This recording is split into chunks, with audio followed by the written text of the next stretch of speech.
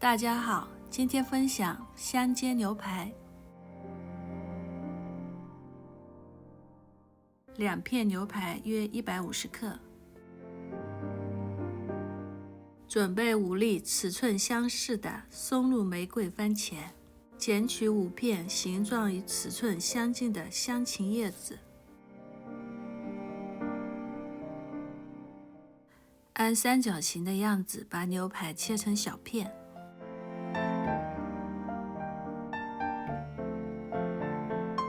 开中火，融化25克咸黄油，依次放入切好的牛排片，不要重叠。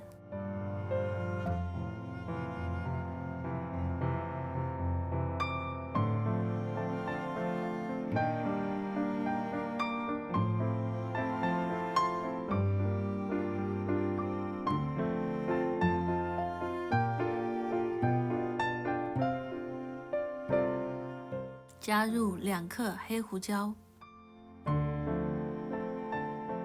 加食盐约3克，撒生姜粉约2克，快速翻面。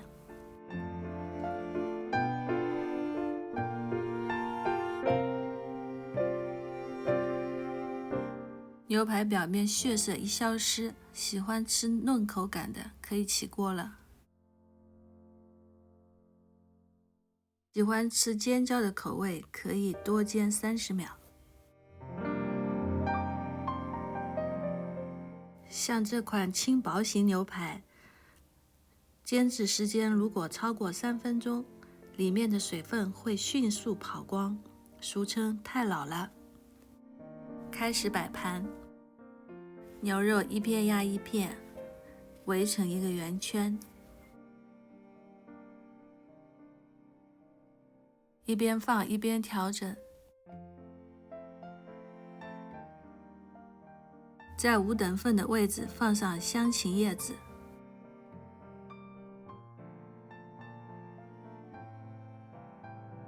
最后再修正一下花环的造型，摆上番茄就可以了。成品完成啦，浓浓的节日气氛。今天的视频到此结束，朋友们，下期见。